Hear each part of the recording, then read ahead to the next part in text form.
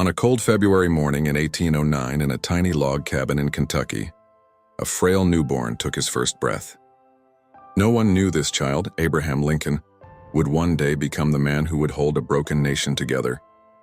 But Lincoln's beginnings were anything but presidential. His family was poor, life was brutal, and survival was never guaranteed.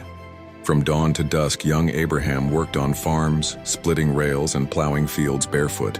Yet after the day's toil, he would sit by the dim firelight reading every book he could find.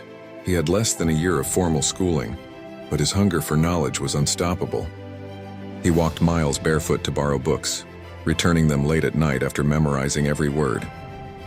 Villagers laughed at the tall, awkward boy carrying books instead of tools, but he kept walking, determined to build a different future. Then, tragedy struck early. At 9 years old, he lost his mother, Nancy Hanks Lincoln, to illness. Her dying words stayed with him forever. "Be good to one another, Abraham." This heartbreak carved a deep compassion into his soul, a trait that would later define his leadership. By his late teens, Lincoln was on his own, working as a store clerk in New Salem, Illinois. He became known as Honest Abe. After walking miles to return a few cents, he had mistakenly overcharged a customer. People trusted him, but Lincoln wanted more than trust. He wanted purpose. In 1832, at just 23, he ran for the Illinois legislature and lost badly. He started a business and failed miserably. He fell into debt so deep he joked he could barely afford his own coffin. But Lincoln didn't quit. He once said, "My great concern is not whether you have failed, but whether you are content with your failure." He wasn't. Teaching himself law from borrowed books, he passed the bar in 1836 and became a lawyer. In court, his sharp logic and simple storytelling won hearts and cases alike. He soon entered politics again, serving in the Illinois legislature, where his quiet charisma and sense of justice began to shine. But America was on fire. The nation was divided between North and South over slavery.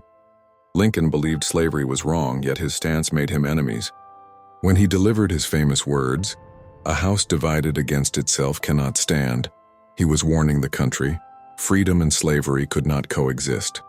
In 1860, against all odds, the tall, self-taught lawyer from Illinois became the 16th president of the United States. But his election split the nation. Within weeks, 7 southern states seceded.